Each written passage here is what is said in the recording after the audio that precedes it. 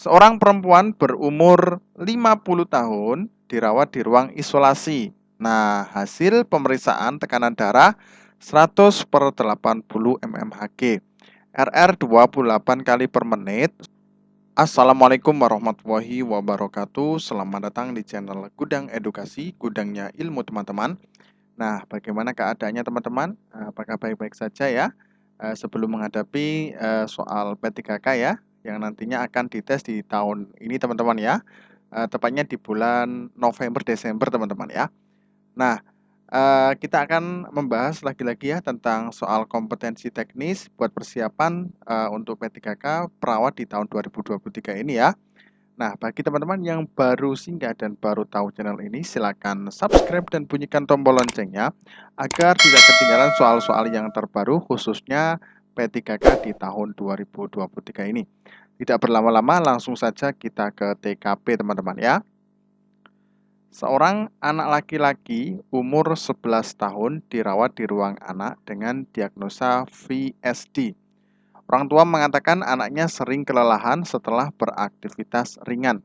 Hasil pemeriksaan badan teraba hangat, kemudian frekuensi nafas 18 kali per menit, sianosis pada ekstremitas atas, kemudian tekanan darah 90 per 60 mmHg, terdengar suara murmur, perawat ingin menegakkan diagnosa keperawatan penurunan curah jantung. Apakah data yang perlu dikaji lebih lanjut pada kasus tersebut? A. Saturasi oksigen. B. Capillary refill time. Kemudian C. Perubahan kontraktilitas. D. TTV sebelum dan sesudah aktivitas. E. Aktivitas yang dilakukan selama di rumah sakit. Nah, kira-kira apa untuk jawabannya teman-teman ya? Seperti biasa kita kasih waktu 5 detik untuk teman-teman berpikir.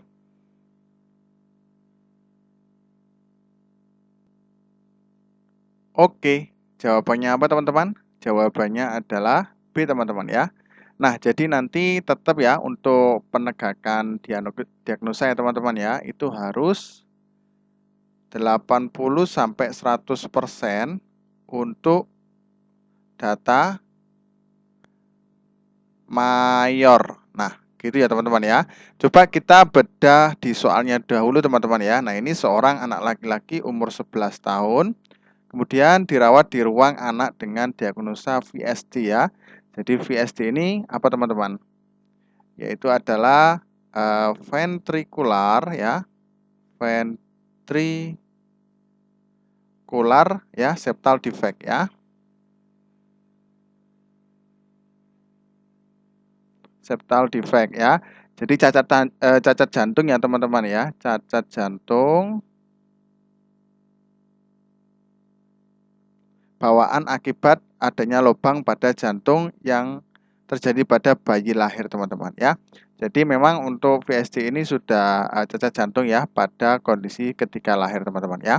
Kemudian lanjut, orang tua mengatakan anaknya sering kelelahan setelah beraktivitas ringan. Kemudian hasil pemeriksaan ya, badan terasa hangat, frekuensi nafas 18 kali per menit ya, berarti otomatis tidak sesak ya. Tidak sesak. Sianosis pada ekstremitas atas, kemudian tekanan darah 90 per 60 mmHg, kemudian terdengar suara murmur ya. Perawat ingin menegakkan diagnosa keperawatan teman-teman ya. Nah, sesuai dengan SDKI seperti ini teman-teman ya. Jadi ini standar diagnosis keperawatan Indonesia teman-teman ya. Nah, ini untuk yang pertama tanda mayor yaitu adalah perubahan irama jantung ya teman-teman ya. Nah, palpitasi ya, preload lah, lelah ini teman-teman ya. Tadi ada ya lelah ya. Nah, kemudian coba kita cek. Nah, sering kelelahan ya. Nah, ini ya, sering kelelahan setelah beraktivitas ringan ya. Kemudian perubahan afterload dyspnea ya, perubahan kontraktilitas ya, paroksimal nokturnal dyspnea ya. Kemudian gejala tanda mayor subjektifnya ya, perubahan irama jantung ya, bradikardi, takikardi ya. Kemudian gambaran EKG aritmi atau gangguan konduksi. Nah, kemudian ini ada lagi teman-teman ya. Jadi coba kita hilangkan dulu ya untuk coret-coretannya.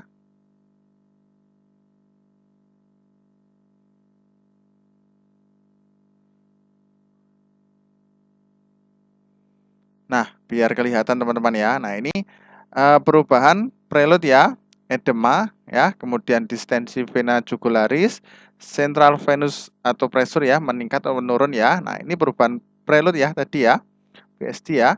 Kemudian hepatomegali, afterload. Nah, ini tekanan darah meningkat ya, nada perivertebral lemah. Nah, kapilari refill time ya, CRT ya, lebih dari 3 detik ya yang harus dikaji. Karena apa teman-teman ya? Jadi di sini kan kondisinya sangat lemah ya. Nah, karena sering kelelahan setelah beraktivitas ringan teman-teman ya. Nah, ini kan CRT tujuannya yaitu adalah apa teman-teman? Memonitor dehidrasi teman-teman ya. Nah, makanya sesuai dengan SDKI. Nah, ini ya, capillary refill time teman-teman ya. Kenapa kok tidak perubahan kontraktilitas? Nah, di sini ada ya, tapi di sini sudah ada ya. Nah, ini suara murmur ini ya teman-teman ya. Nah, seperti itu. Kemudian untuk saturasi oksigen tidak ya, karena ini biasanya pola nafas. Kemudian TTV sebelum dan sesudah aktivitas, ini juga bisa ya. Tapi untuk penegakan diagnosa sesuai dengan SDKI ya, capillary refill time ya, atau CRT. CRT-nya lebih dari 3 detik apa tidak? Nah, seperti itu ya. Kemudian aktivitas yang dilakukan selama di rumah sakit. Nah, ini juga tidak ya. Nah, jadi bisa dicek ya teman-teman ya di SDKI biar teman-teman juga paham tentang untuk penegakan diagnosa penurunan curah jantung teman-teman ya. Oke, lanjut ke soal berikutnya. Seorang anak perempuan umur 7 tahun datang ke IGD bersama ibunya dengan keluhan demam sudah 3 hari di rumah. Hasil pemeriksaan mukosa, bibir kering, rampelit positif ya. Kemudian suhu 38 derajat Celcius ya. Kemudian trombosit 6 kali 10 mm kubik ya. Kemudian berdasarkan advis dokter, pasien mendapatkan terapi transfusi darah. Setelah 30 menit pemberian transfusi, pasien mengeluh gatal-gatal dan kemerahan pada wajah. Nah, apakah tindakan selanjutnya pada kasus tersebut? A. Hentikan transfusi. B. Pantau tanda-tanda vital. C. Berikan cairan infus NaCl. Kemudian kolaborasi, pemberian antihistamin. E. Atur tetesan, kemudian lanjutkan pemberian transfusi. Nah, kira-kira apa jawabannya teman-teman? Kita kasih waktu 5 detik untuk teman-teman berpikir.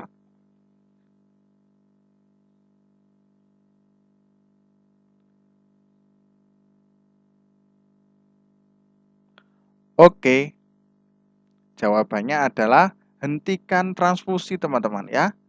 Nah, kenapa kok hentikan transfusi teman-teman ya? Nah, jadi coba kita lihat di soalnya dahulu teman-teman ya. Nah, ini seorang anak perempuan umur 7 tahun datang ke IGD bersama ibunya dengan keluhan demam sudah 3 hari ya. Kemudian mukosa bibir kering ya. Nah, ini rampelet positif ya. Kemudian suhu 38 derajat Celcius ya. Sangat panas ya. Kemudian disuruh transfusi darah ya. Nah, setelah pemberian 30 menit ternyata mengeluh gatal-gatal. Nah, ini apa? Reaksi alergi teman-teman ya. Jadi reaksi gatal-gatal ya, kemudian reaksi anafilatik ya. Anafilatik shock. Nah, kemudian reaksi febril ya, reaksi non imunologis juga bisa ya. Kemudian imunologis ya. Nah, ini ya. Jadi reaksi anafilatik shock ya. Kemudian imunologis, reaksi alergi, gatal-gatal, kemerahan pada wajah ya. Jadi tindakan yang harus dilakukan adalah hentikan infus ya. Nah, seperti itu teman-teman ya. Kemudian pantau tanda-tanda vital ini tidak ya teman-teman ya. Nah, ini setelah dihentikan baru pantau tanda-tanda vital ya. Takutnya nanti ada susulan kayak reaksi anafilatik. Nah, seperti itu teman-teman ya. Kemudian berikan cairan infus NaCl, ini ranahnya dokter. Nah, ranah dokter ini kalau perawat ya kolaborasi ya teman-teman ya. Kolaborasi pemberian. Kemudian kolaborasi pemberian antihistamin ini kayak flu ya. Nah, kemudian kayak alergi. Nah, seperti itu. Atur tetesan, kemudian lanjutkan pemberian transfusi ini juga tidak ya. Ini malah berbahaya ya. Karena di sini sudah jelas pasien mengeluh gatal-gatal dan kemerahan pada wajah. Ini berarti reaksi alergi, teman-teman ya. Oke, lanjut ke soal berikutnya. Seorang batita perempuan datang ke poli tumbuh kembang dengan ibunya pada tanggal 12 Juli 2021 dengan keluhan hanya mampu berbicara papa mama. Orang tua mengatakan anaknya lahir pada tanggal 10 Juni 2019. Nah, perawat akan mengkaji tumbuh kembang anak. Berapakah usia kronologis anak pada kasus tersebut? A. 24 bulan, B. 25 bulan, C. 26 bulan, D. 27 bulan, E. 28 bulan. Nah, kira-kira apa jawabannya teman-teman? Kita kasih waktu 5 detik ya untuk teman-teman berpikir.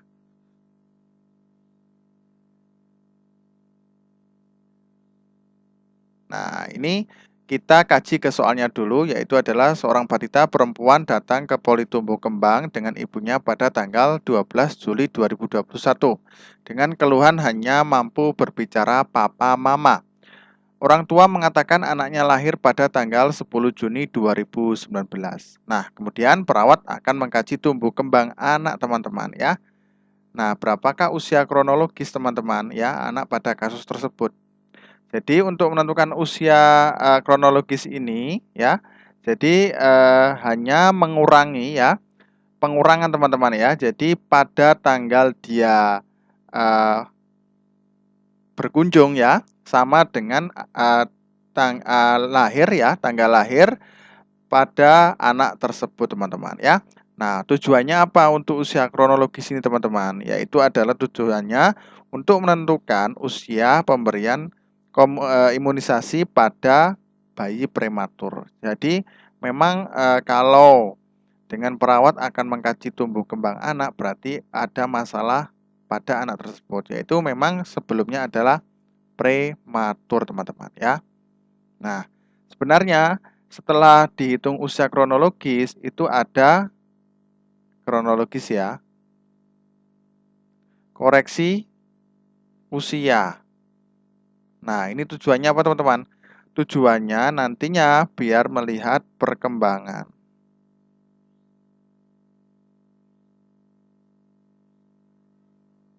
Nah, seperti itu teman-teman ya.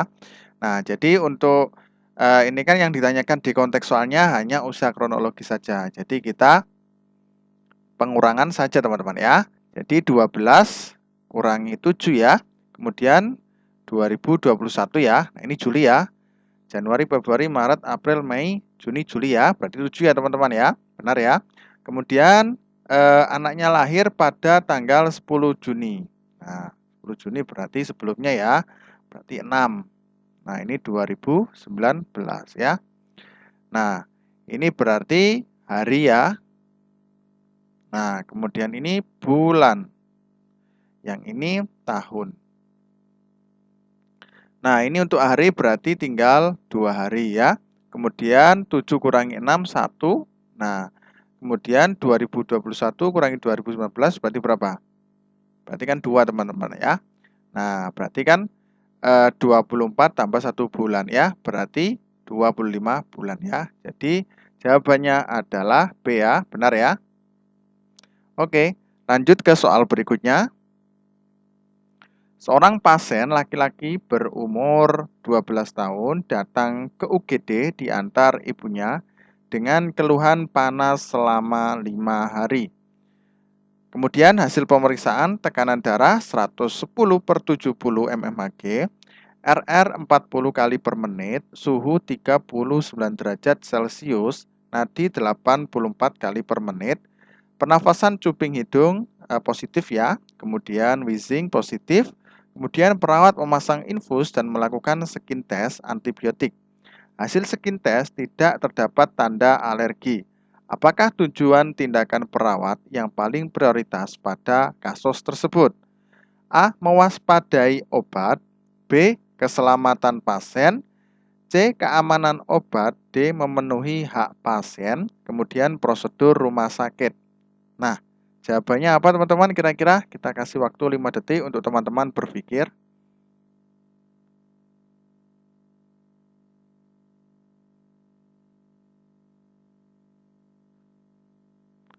Oke, jawabannya adalah B teman-teman ya. Keselamatan pasien teman-teman ya. Coba kita kaji ke soalnya teman-teman ya.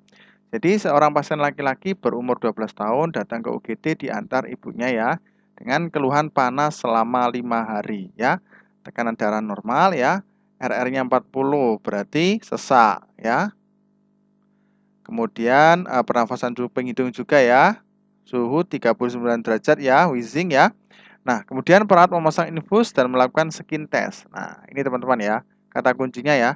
Melakukan skin test antibiotik. Nah, hasil skin test negatif ya, tidak terdapat tanda alergi. Berarti kenapa ini?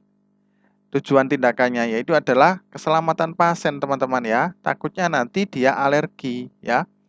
Karena antibiotik kalau tidak cocok biasanya alergi. Dan kadang-kadang juga ada yang memang punya riwayat alergi. Makanya prosedurnya yaitu adalah di skin test dulu teman-teman ya.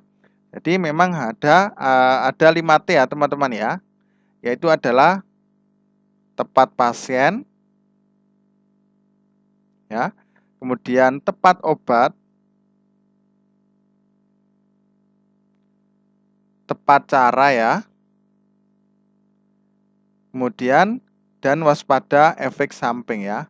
Nah, waspada dan efek samping. Nah, makanya perlu dilakukan tindakan apa teman-teman? Skin test teman-teman ya. Oke. Nah, mewaspadai obat ini tidak ya teman-teman ya. Keamanan obat ini tidak termasuk ya, karena di sini tidak ada yang di konteks soalnya high alert dan sebagainya. Kemudian memenuhi hak pasien di sini juga tidak ya teman-teman ya, karena di sini lebih fokus pada untuk melakukan skin test antibiotik ya. Kemudian prosedur rumah sakit juga tidak ya teman-teman ya. Oke, lanjut ke soal berikutnya. Seorang pasien mendapat terapi obat golongan antibiotik ketika handover. PA shift pagi sudah melakukan skin test, hasilnya tidak ada reaksi alergi.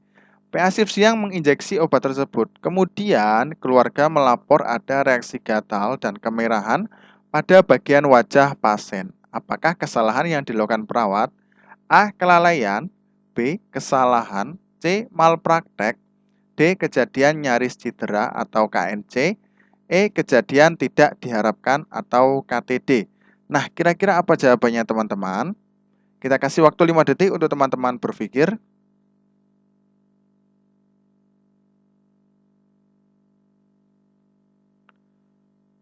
Oke, jawabannya apa teman-teman? Jawabannya adalah E teman-teman ya. Kejadian yang tidak diharapkan teman-teman ya. Nah, coba kita ke soalnya teman-teman ya. Jadi seorang pasien mendapat terapi obat golongan antibiotik ketika handover ya. PA shift pagi sudah melakukan skin test. Nah, ini sudah benar ya teman-teman ya. Dan hasilnya tidak ada reaksi alergi ya. Nah, seperti ini ya. PA shift siang menginjeksi obat tersebut. Nah, karena memang sudah dilakukan skin test, berarti sudah bagus ya, sesuai dengan SPO. Kemudian keluarga melapor pada perawat ya, ada reaksi gatal dan kemerahan pada bagian wajah. Nah, berarti ini kejadian yang tidak diharapkan teman-teman ya.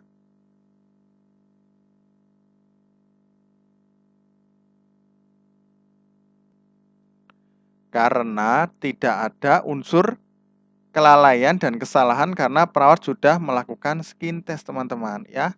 Kejadian tidak diharapkan ya, karena sudah melakukan skin test ya, sesuai SPO ya. Dan tidak ada unsur kelalaian. Nah, jelas ya teman-teman ya. Nah, kalau KNC ya, kejadian nyaris cedera. Nah, itu adalah kejadian atau insiden yang belum sampai terpapar ke pasien ya. Jadi contohnya seperti ini.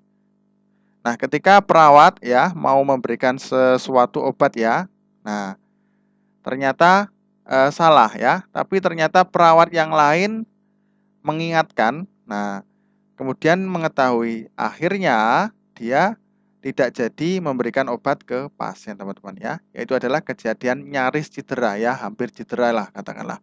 Kalau malpraktek enggak ya, kemudian kesalahan juga tidak, kelalaian apalagi ya.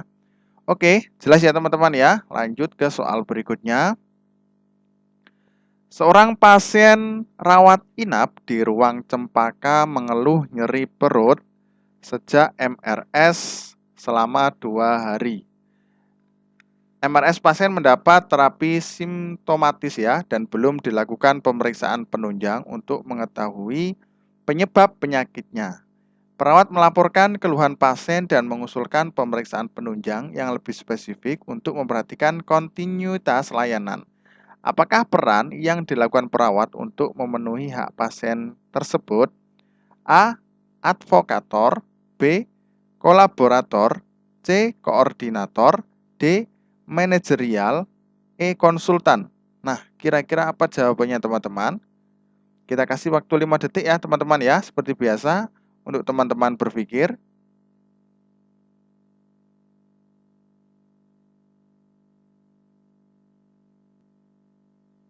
Oke, jawabannya apa teman-teman ya? Yaitu adalah advokator teman-teman ya. Jadi coba kita cari kata kunci yang ada di soalnya teman-teman ya. Nah, ini pasien rawat inap di ruang Cempaka mengeluh nyeri perut sejak MRS. Selama 2 hari MRS pasien mendapatkan terapi simptomatis ya. Simptomatis berarti kalau nyeri ya dikasih anti nyeri ya, panas dikasih panas saja. Dan belum dilakukan pemeriksaan penunjang untuk mengetahui penyebab penyakitnya ya. Nah, kemudian perawat melaporkan keluhan pasien dan mengusulkan pemeriksaan penunjang yang lebih spesifik untuk memperhatikan kontinuitas layanan ya. Jadi, layanan yang berkesinambungan teman-teman ya. Nah, berarti perawat di sini sebagai perannya apa teman-teman? Yaitu adalah melindungi hak pasien teman-teman ya. Karena di sini hanya diberikan terapi simptomatis saja ya. Nah, ini sudah di MRS selama 2 hari dan melaporkan keluhan pasien juga ya, didukung dengan data-data yang sudah diobservasi teman-teman ya. Kemudian kenapa kok tidak kolaborator? Nah, kolaborator ini kan berarti kolaborasi ya. Di konteks soal tidak ada ya kolaborasi dengan dokter, gizi, analis. Tidak ada ya teman-teman ya. Kemudian koordinator. Nah, koordinator ini kan kayak merencanakan ya, mengorganisasi pelayanan kesehatan ya.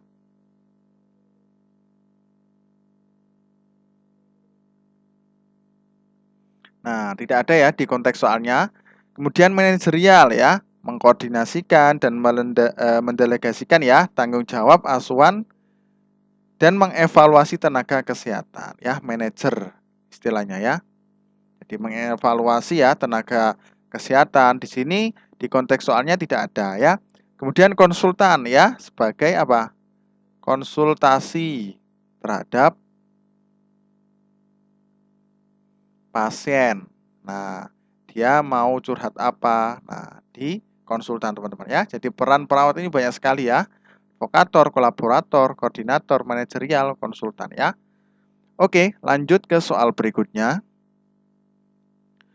Seorang perawat pasien ya, rawat inap dengan diagnosa medis SNH, stroke non-hemorrhagic, ditangani interprofesional, dokter, perawat, nutrisionis, fisioterapis. Nah, interprofesi merencanakan tindakan untuk pasien mulai pasien MRS sampai pemulangan. Apakah tujuan utama tindakan tersebut? A. Meningkatkan kontinuitas layanan, B. Meningkatkan mutu rumah sakit, C. Meningkatkan standar layanan, kemudian D. Meningkatkan pengunjung, E. Meningkatkan bor ya. Oke, kita kasih waktu 5 detik untuk teman-teman berpikir.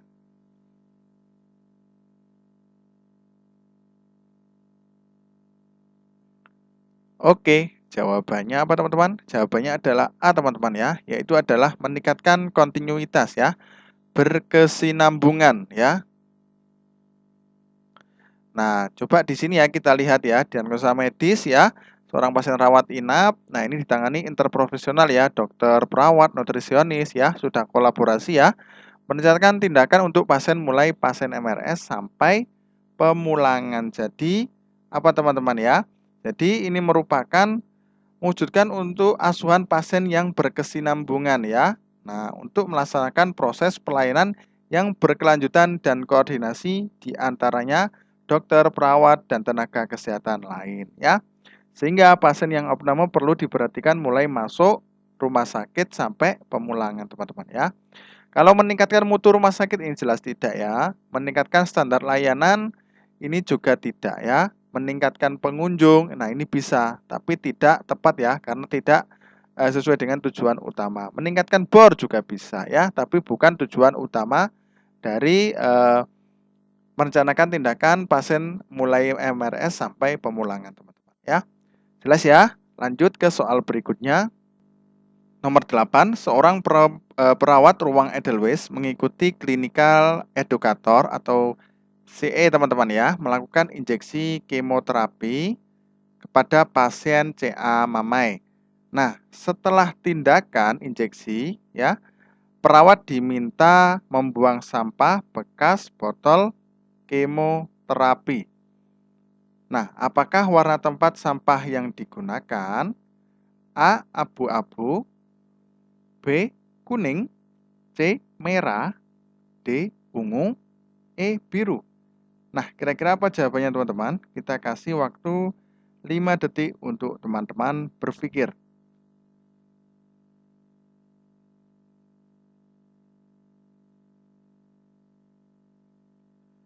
Oke, jawabannya apa teman-teman? Jawabannya adalah B teman-teman, yaitu adalah, oh maaf, ini adalah D ya teman-teman ya. D, maaf. Ungu teman-teman ya.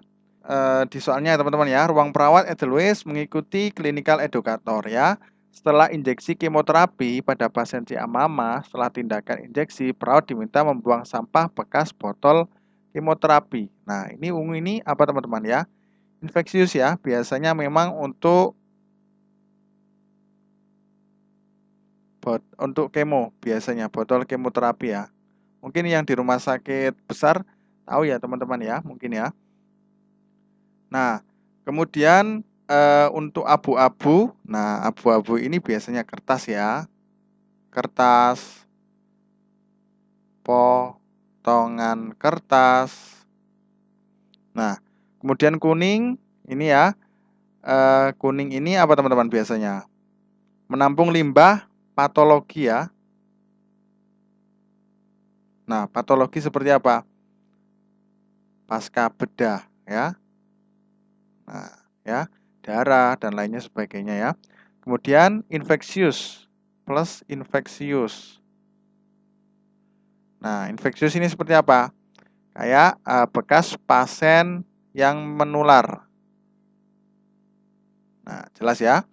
Kemudian merah ini biasanya menampung limbah radioaktif yang berasal dari hasil riset ya. Radioaktif dari hasil riset. Kemudian biru ini apa? Kertas potongan ya.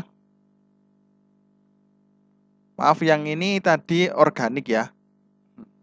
Salah. Organik ini ya. Yang ini kertas potongan. Biru ini kertas potongan plus kertas-kertas lain ya. Nah, seperti itu teman-teman ya. Oke, lanjut ke soal berikutnya.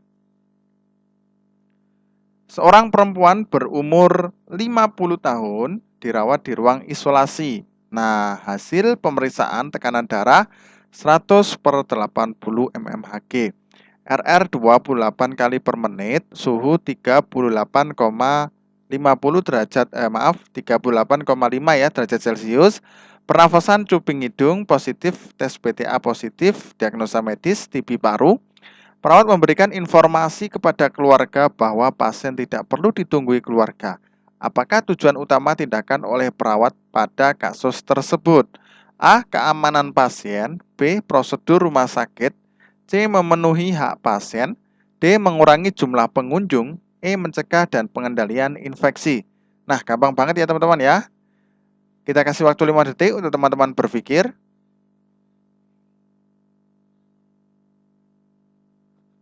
Oke, jawabannya apa teman-teman?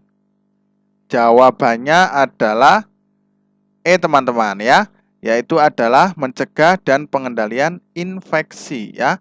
Coba kita lihat di soalnya teman-teman ya, yaitu adalah seorang perempuan berumur 50 tahun dirawat di ruang isolasi ya. Jadi ini perlu digarisbawahi ya teman-teman ya, di ruang isolasi. Kemudian hasil pemeriksaan tekanan darah 100/80, kemudian RR 28 ya, suhunya panas ya, 38,5. Kemudian pernafasan cuping hidung ya, tes BTA positif. Nah, ini ya. Kemudian diagnosa medis kesimpulan yaitu adalah TB paru ya. Nah, kemudian memberikan informasi kepada keluarga bahwa pasien tidak perlu ditunggu. Nah, tujuannya apa teman-teman? Karena untuk mencegah dan pengendalian infeksi ya. Takutnya apa? Tertular. Nah, jelas ya. Kalau keamanan pasien juga tidak ya, karena di sini sudah dijelaskan di ruang isolasi ya. Otomatis pasti aman ya. Kemudian prosedur rumah sakit ini juga tidak. Memenuhi hak pasien juga tidak. Mengurangi jumlah pengunjung, nah ini juga tidak ya malahan ya teman-teman ya. Oke, lanjut ke soal berikutnya. 10. Seorang laki-laki berumur 65 tahun dirawat di ruang bedah dengan keluhan nyeri saat berkemih. Hasil pengkajian TTV 140/90 mmHg, nadi 84, kemudian suhu 37 derajat Celcius, terpasang kateter, diagnosa medis BPH. Rencana dilaksanakan TURP, kemudian untuk persiapan tindakan dilakukan inform konsen kepada keluarga. Siapakah yang prioritas mendapatkan inform konsen pada kasus tersebut? A. Istri pasien, B. Anak pasien, C. Penunggu pasien dan keluarga pasien, D ya. Kemudian E. Kerabat pasien ya. Ini kunci, ini bukan ini teman-teman ya. Nah, kira-kira apa jawabannya teman-teman ya? Kita kasih waktu 5 detik untuk teman-teman berpikir.